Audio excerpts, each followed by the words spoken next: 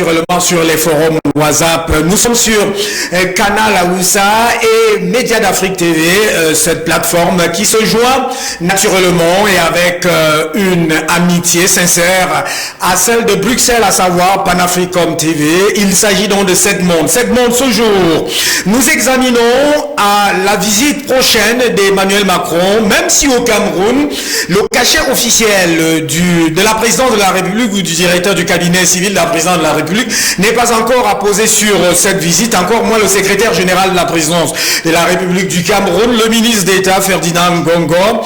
Il est clair que cette visite est déjà dans l'ère de l'actualité, à savoir qu'Emmanuel Macron sera justement au Cameroun les 25-26 juillet prochain et que, outre la rencontre tête-à-tête avec le président de la République, il rencontrera trois leaders de l'opposition, à savoir le chairman John Fundi et Maurice Kamto du MRC et tout naturellement Cabral Libi qui est un député à l'Assemblée nationale. Alors, lorsqu'on sait qu'Emmanuel Macron a été mis à l'étroit lors de l'élection présidentielle en France, lorsqu'on sait que dernièrement, il n'a pas eu la majorité lors de l'élection législative et que d'ailleurs, son Premier ministre a été presque savonné à l'Assemblée nationale avec la France insoumise. La France insoumise qui pense que la France tourne désormais autour d'un Jupiter, c'est-à-dire le soleil français tourne autour d'un Jupiter, un Jupiter qui en principe s'en moque du peuple et de la population, puisque ce peuple d'ailleurs a vomi cette élection législative à 54%. La question centrale qui se pose est celle de savoir quelles peuvent donc être les leçons qu'Emmanuel Macron pourrait donner à la démocratie en Afrique et naturellement au Cameroun, où il rend visite pour la première fois après son élection présidentielle, donc sur la terre africaine. Il viendra donc pour la première fois au Cameroun. Quelles leçons peut-il donner justement, que ce soit à l'opposition, que ce soit au parti au pouvoir ou alors aux dirigeants camerounais, lorsque lui-même est mis en ballottage? Tous ces ministres, les ministres qui ont conduit sa dernière magistrature, c'est-à-dire la première, ont été justement labourés et laminés par le peuple français et ils ont pour la plupart démissionné. D'ailleurs, Madame le Premier ministre, Madame Elisabeth Borne devait démissionner, elle a démissionné même avant la formation du gouvernement, une démission refusée par Emmanuel Macron. Alors, si la démocratie est en ballottage, en bousculade et presque en chute libre en France, quel est donc l'objet ou quel serait l'intérêt de la visite d'Emmanuel Macron au Cameroun et ensuite au Bénin selon ce qui nous est donné par les sources les plus autorisées? Alors, on va à Bruxelles pour prendre Luc Michel en l'entame de cette édition de Sept Mondes. Luc Michel, bonsoir et bienvenue. Ciao. Bonsoir Hubert et bonsoir à toute ton équipe et à nos téléspectateurs. Alors, Luc Michel, cette visite est dans l'ère de l'actualité, je le dis, le programme que j'ai ici, en réalité, même s'il n'a pas le sceau officiel de l'État du Cameroun, c'est-à-dire de cet État dirigé actuellement par le président Paul Biya, président donc camerounais, il est vrai qu'elle est dans l'ère du temps. Est-ce qu'on peut déjà, à l'entame de cette émission, pour pouvoir cadrer, comprendre les mobiles et les objectifs de cette visite au Cameroun, la première pour cette seconde magistrature d'Emmanuel Macron et on peut dire par extension en Afrique parce que il ira au Bénin, peut-être d'une autre manière aussi au Nigeria. Luc Michel. Congrès de Montpellier, c'est-à-dire la volonté pour Macron de présenter une nouvelle France-Afrique 2.0 et de promouvoir ce qu'on appelle la société civile, c'est-à-dire les opposants contre les dirigeants africains. Avant Montpellier, il y avait eu au début de la pandémie du Covid un rapport du Sénat français qui s'appelle l'effet pangolin, dans lequel on expliquait cette stratégie que vient faire Macron au Cameroun. Il vient déstabiliser la société, saboter la succession de Paul Biya et répandre le chaos. C'est une erreur stratégique majeure d'accepter de le recevoir, évidemment, dans ces conditions.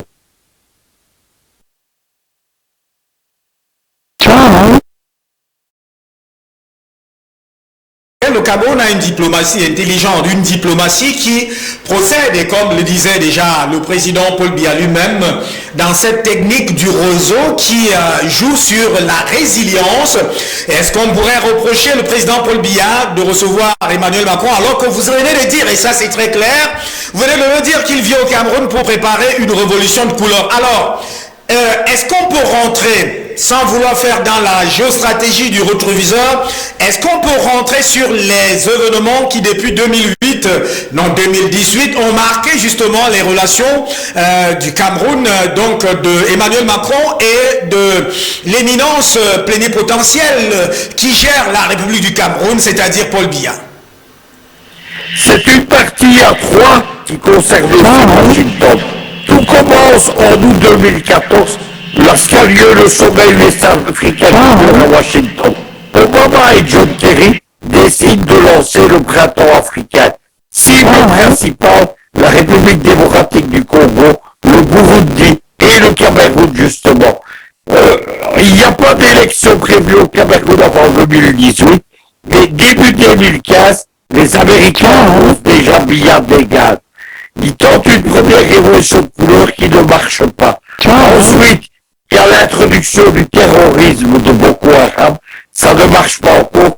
Il y a ensuite la prise en main des Amazoniens, c'est-à-dire le soulèvement des enseignants et des avocats anglophones. Et ensuite, évidemment, il y a le terrorisme amazonien. Enfin, il y a une seconde révolution de couleur qui a une version américaine et une version française pour l'élection de 2018. Aujourd'hui, Emmanuel Macron, qui n'est plus capable d'intervenir militairement au Cameroun, puisque la France a plein déclassement militaire, il veut appliquer la stratégie du chaos.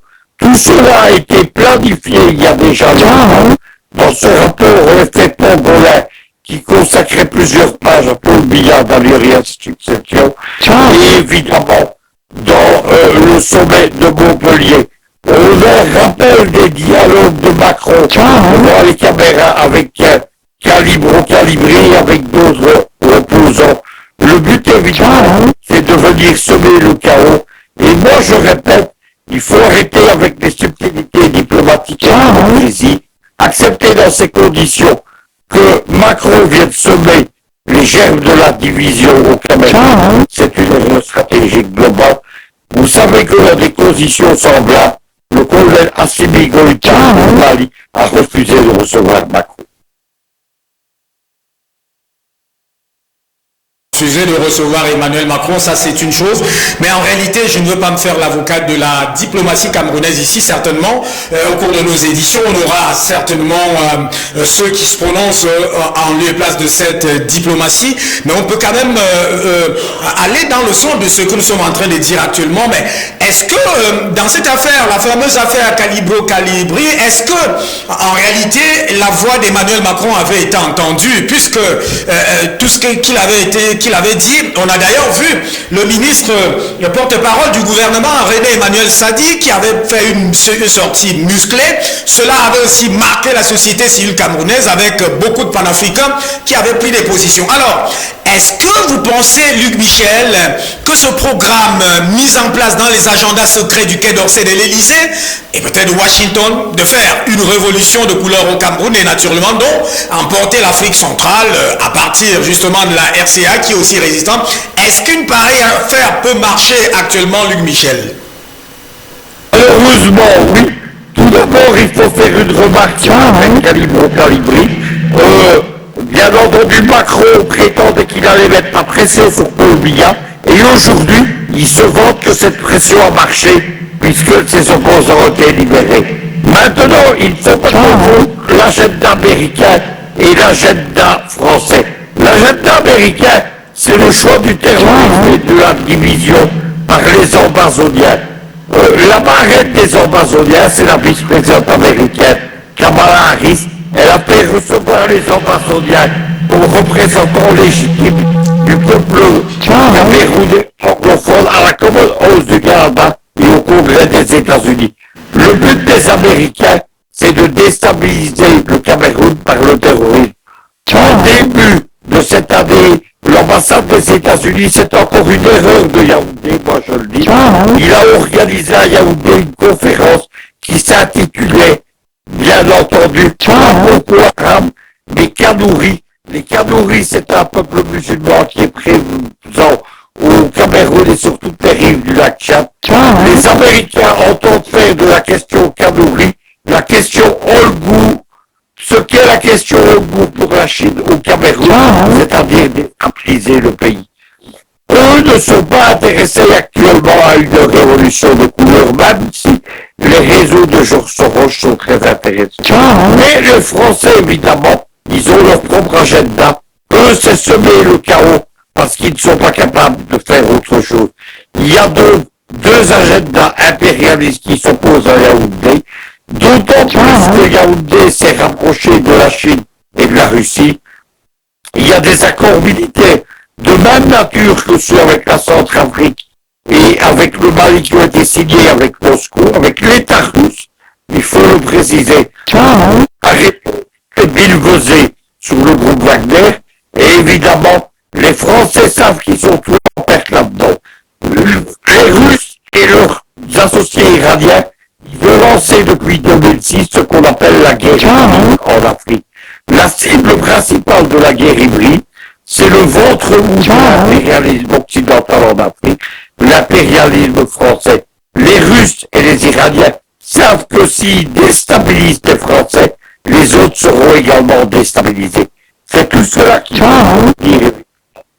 Mais ce est en train de se faire au moment où cette fois-ci, on n'est plus dans des affrontements diplomatiques comme ça s'est passé pendant 5 années, mais on est dans des affrontements militaires directs, comme le montre le dossier malien ou le montre encore le dossier ukrainien. Même continuer à examiner point par point cette affaire. On ne va pas parler de rapport de force, on va parler de l'étude ou de l'examen de l'état de lieu.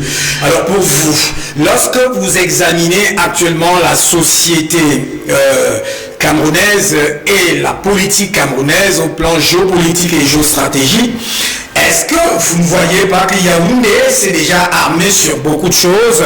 Je prends par exemple Tibor Nagui qui s'était pratiquement déshabillé, je préfère de tels termes, lors de la signature de l'accord total militaire entre l'État du Cameroun et l'État de la Fédération de Russie. Il avait dit au lendemain de la signature et du fait que cet accord avait été rendu public par le ministre délégué le ministre délégué à la présidence de la République en charge de la défense, Joseph Betty-Assomo, je recite Tibor Nagui, qu'il est étonnant que le Cameroun ait signé un accord militaire avec la Russie en pleine agression de la Russie en Ukraine, et c'est une affaire qui pique aux yeux de la France et donc des États-Unis.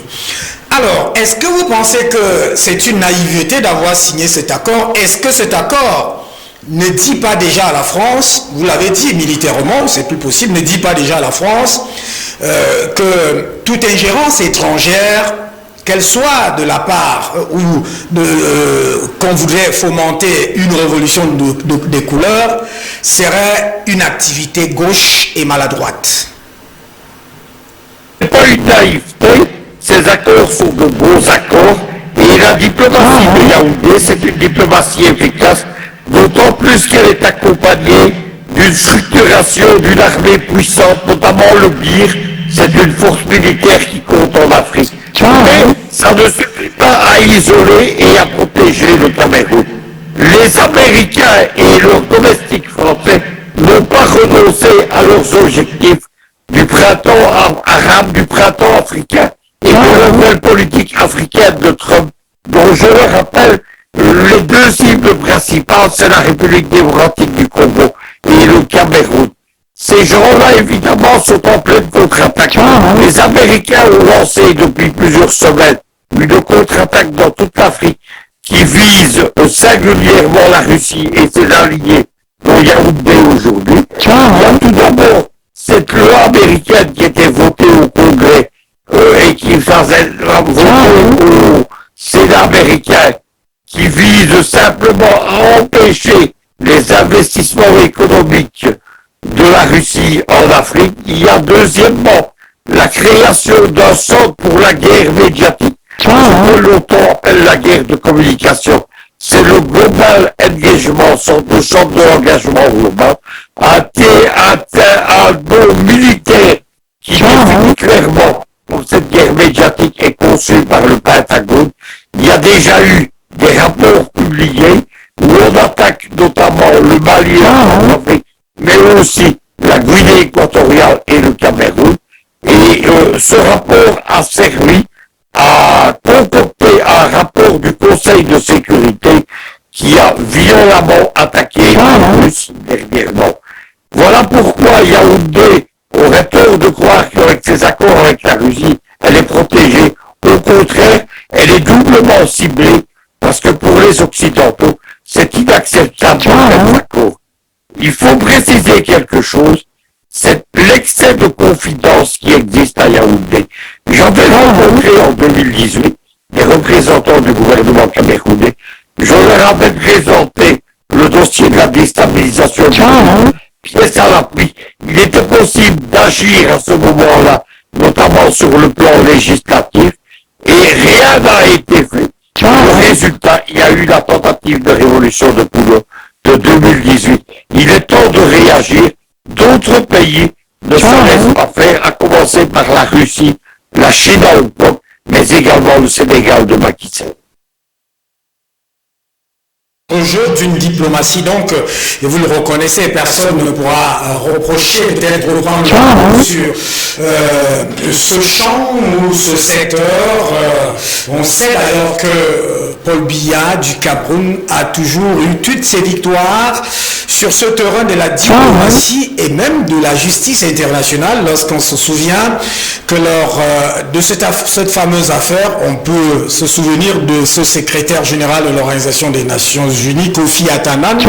C'était donc cette affaire de Bakassi et que Paul Biya, en réalité, avance souvent d'une manière imprévisible. Alors, faisons l'économie de ce qu'aujourd'hui représente stratégiquement, géostratégiquement et même politiquement la France, Luc Michel, et que cela pourrait influencer le peuple camerounais pour pouvoir justement ne pas voir ce qui se passe au Mali, ce qui se passe en RCA, ce qui se passe un peu partout dans le monde où les peuples doivent prendre l'initiative historique de leur destinée. Luc Michel, faisons l'économie politique de cette France du Jupiter, c'est pas moi qui le dis, c'est Madame Mathilde Panot qui le dit, présidente donc du groupe parlementaire de la France insoumise à l'Assemblée nationale. Elle parle de la Macronie, ce sont les termes qui caractérisent Emmanuel Macron, certainement il le sait, c'est un Jupiter autour duquel tourne le soleil français et qui est aujourd'hui rejeté par le peuple français.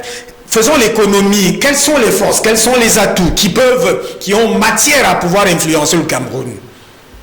Tout d'abord, une remarque sur la France insoumise. La France insoumise, c'est une imposture. Mélenchon, c'est un des proxénètes de la politique française qui est destiné à ramener les opposants de gauche vers le système français, comme Marine Le Pen est chargée de ramener les opposants de droite. Aujourd'hui, dans la cadre de la France-Afrique, la France insoumise de Mélenchon, elle participe avec le Quai d'Orsay à l'encadrement d'opposants, notamment les opposants équato-guinéens de la Corée. Arrêtons donc de citer la France insoumise. Ce sont des proxénètes de la politique française au service du système français. Maintenant, qu'est-ce que c'est aujourd'hui la Macronie? Tout d'abord, la comparaison avec Jupiter, elle n'est plus valable.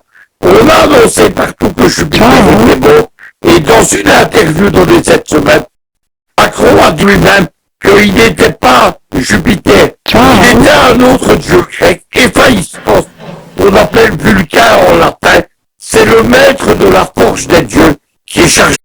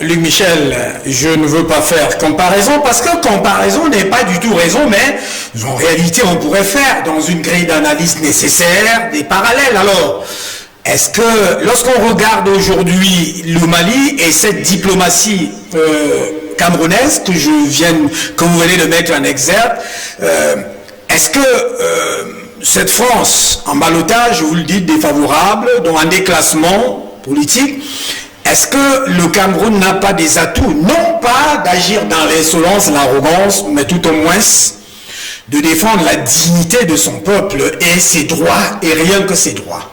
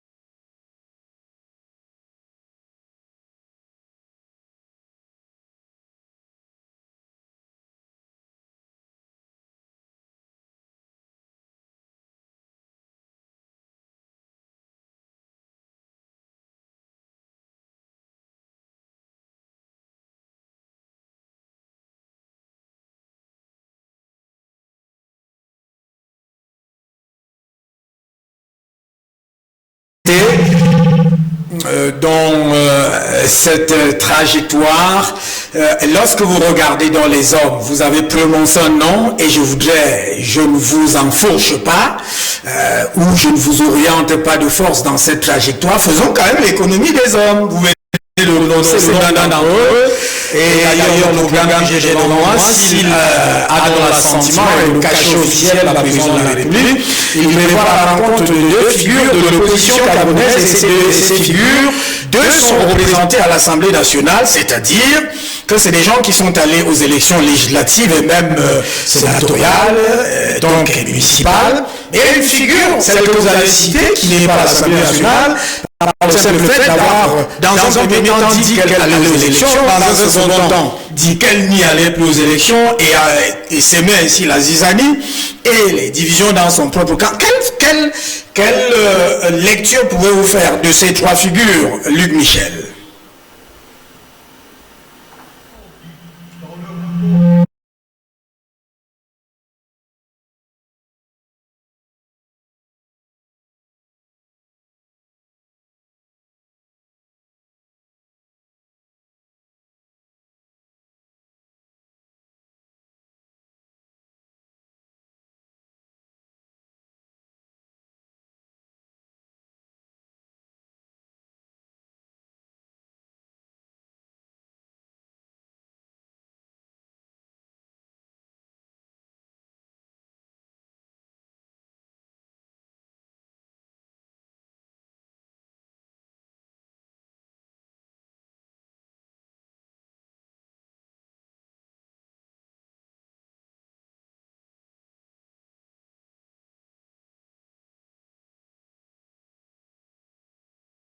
Luc Michel, vous voulez ajouter, vous voulez continuer?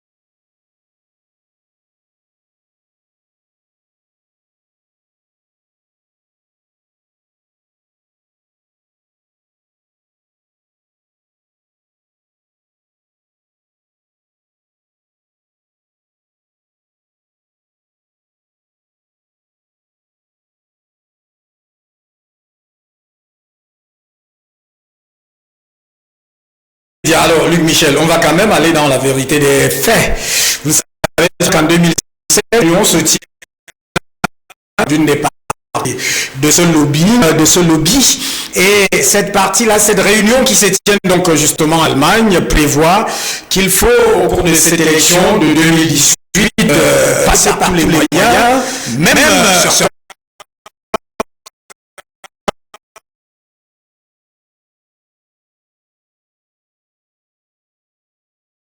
ont appelé à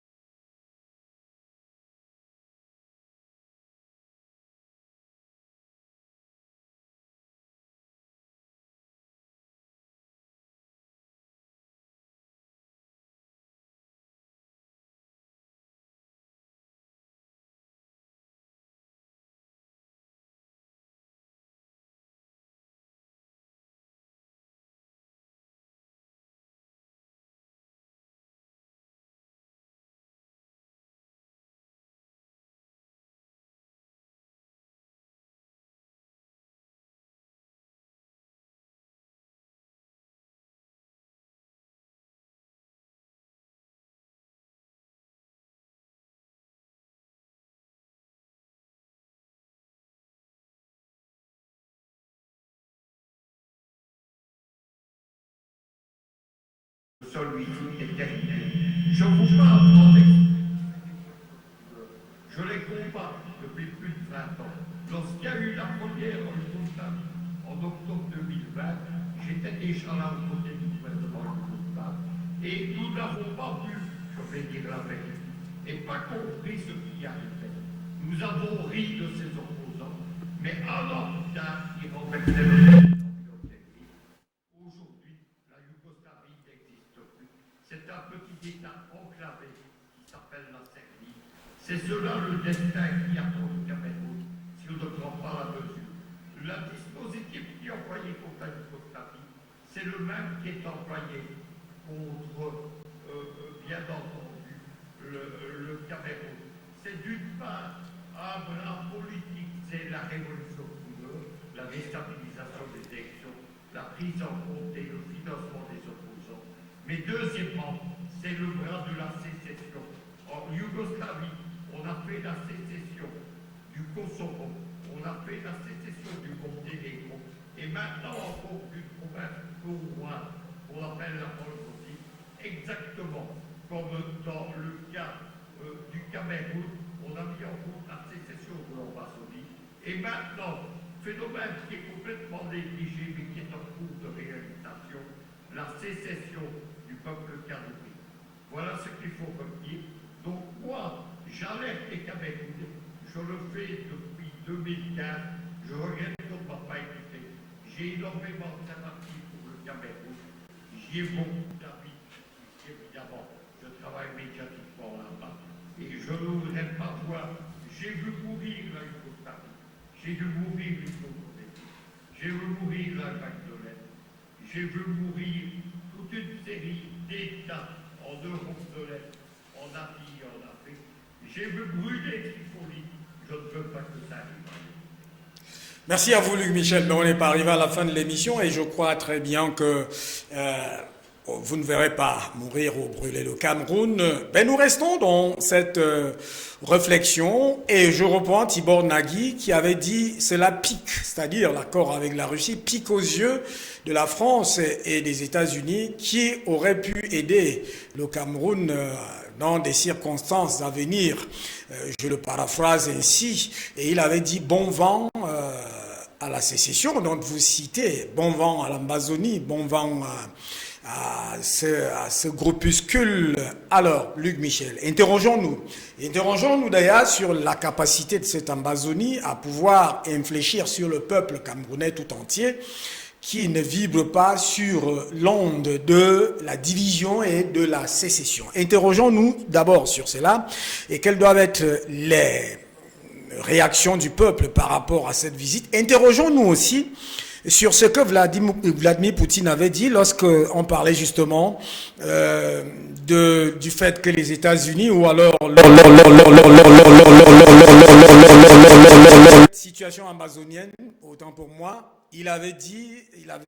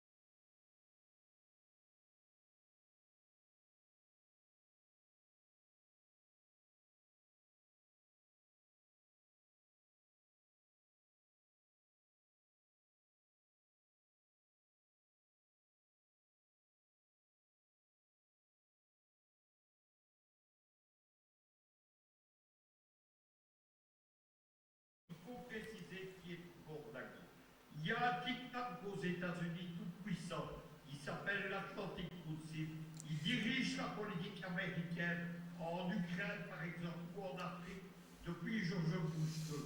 Donc, sous George Bush II, sous Obama, sous Donald Trump et maintenant sous Joe Biden.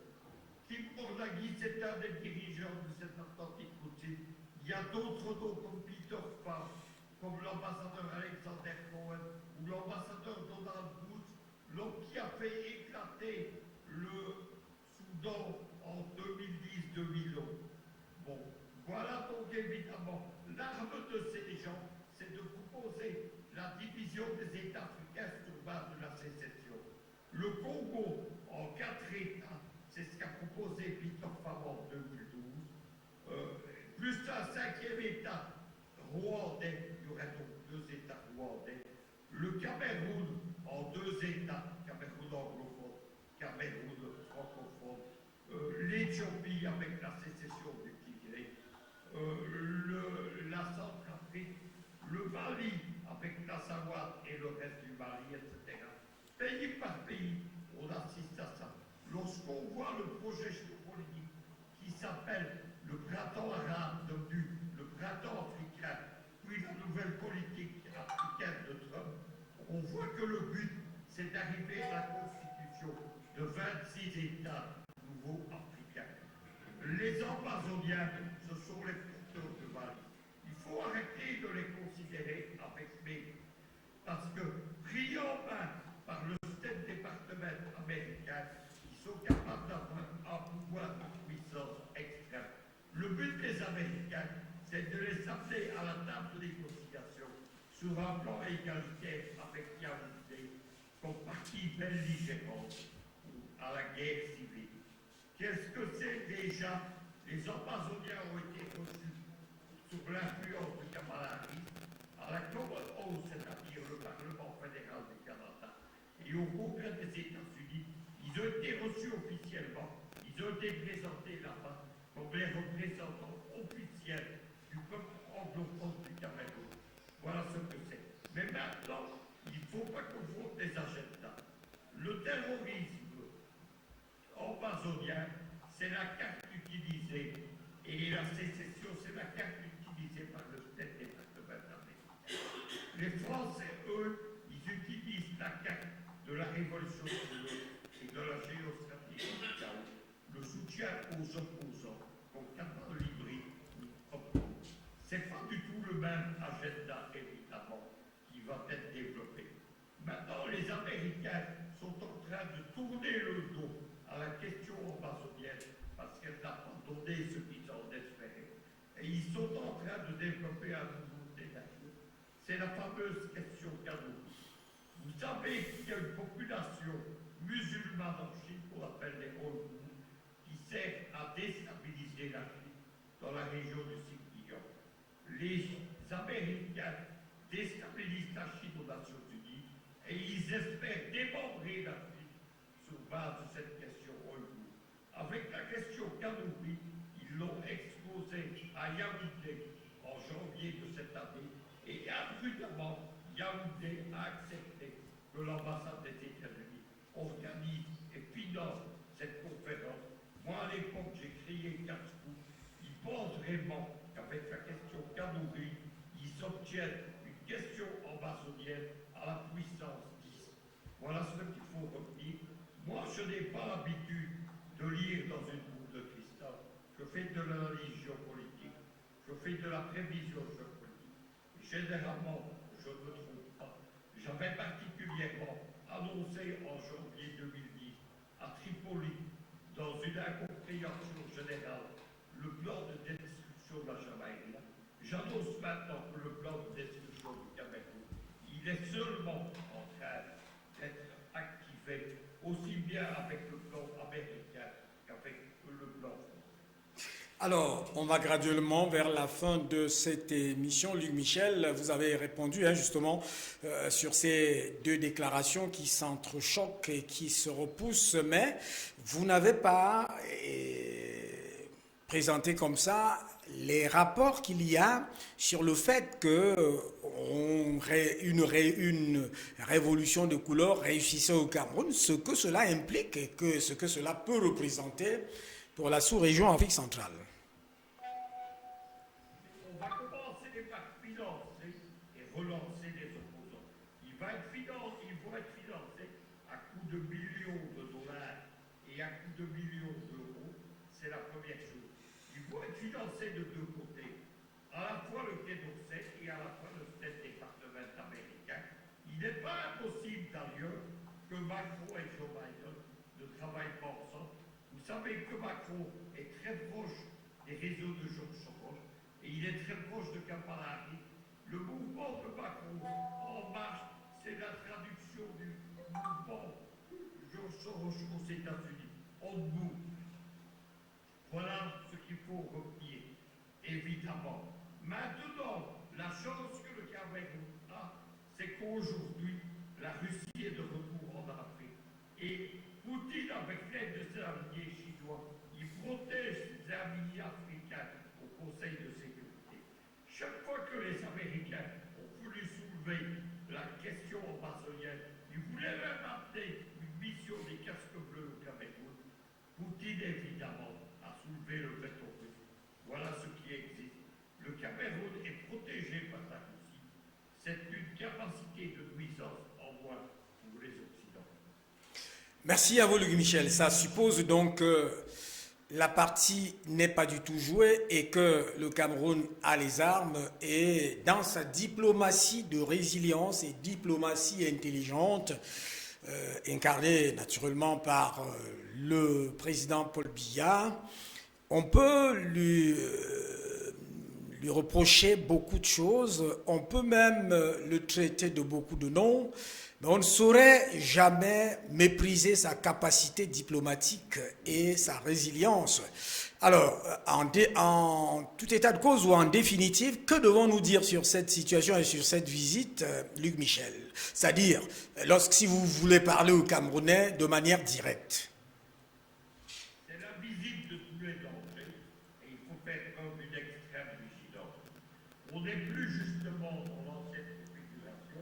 Avant, il y avait une hypocrisie diplomatique, y compris aux côtés des Français et des Américains, mais aujourd'hui, c'est le choc militaire et diplomatique des Blancs. Deuxièmement, comme je l'ai déjà fait, j'appelle les Camerounais. C'est eux qui doivent contrer le rejet de la France. Macron, normalement, arrive samedi. Descendez dans la rue camerounaise. Brandissez le drapeau camerounais et surtout des drapeaux russes, parce que c'est cela le désaveu de la France. Il faut montrer que le Cameroun n'est plus derrière la comédie française et ne voit plus du tout à l'hypocrisie française. Il faut gifler Macron. Le gifler Macron, c'est exploser les drapeaux camerounais et français sur tout le parcours de son cortège. Merci à vous, Luc Michel. Alors, cette finale, d'ailleurs, on a quand même des titres et des positions des panafricains, d'ailleurs, les patriotes qui disent, on les a suivis, toute cette journée, on commence à les suivre de plus en plus, que ce programme a été donné, même si jusque-là, il n'a pas encore le cachet définitif officiel de Yaoundé, dont on connaît aussi la réserve et beaucoup de discrétion. Mais ce qui est clair, c'est que tout ce que nous avons eu depuis hier milite à ce que Emmanuel Macron n'est pas du tout la bienvenue au Cameroun. Ça, je m'hasarde de le dire. Luc Michel, merci et bonsoir. À bientôt, cher ami Luc Michel. Merci, mesdames et messieurs, d'avoir pris le temps de cette première partie de Sept Mondes de ce soir. C'est vrai, à l'entame, notre sonorité avec beaucoup de laboriosité, je fais le néologisme, une sonorité laborieuse, mais qui s'est déjà définitivement réglée. Je peux d'ailleurs assurer Luc Michel que nos techniciens sont allés là-bas pour essayer d'extirper ceux qui étaient des gènes dans ce sens-là. Je vous propose juste une transition, une petite pause pour revenir à la deuxième partie. C'est là qui va nous amener à Hambourg. C'est en Allemagne où se trouve Padi Assanga et du One Cameroun et du Social Democratic Front. D'ailleurs, nous profitons de cette occasion pour saluer le chairman Nidjon Fundi.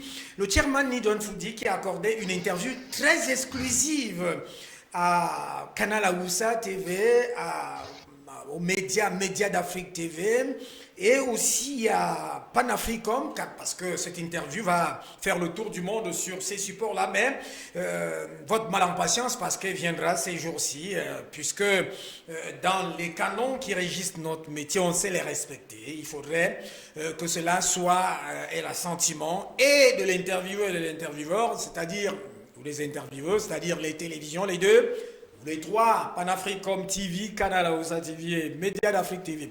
Alors, je vais sur ce pied, avant de prendre la transition, dire bonsoir à Padi Asanga qui est à Ambo. Padi, bonsoir et bienvenue.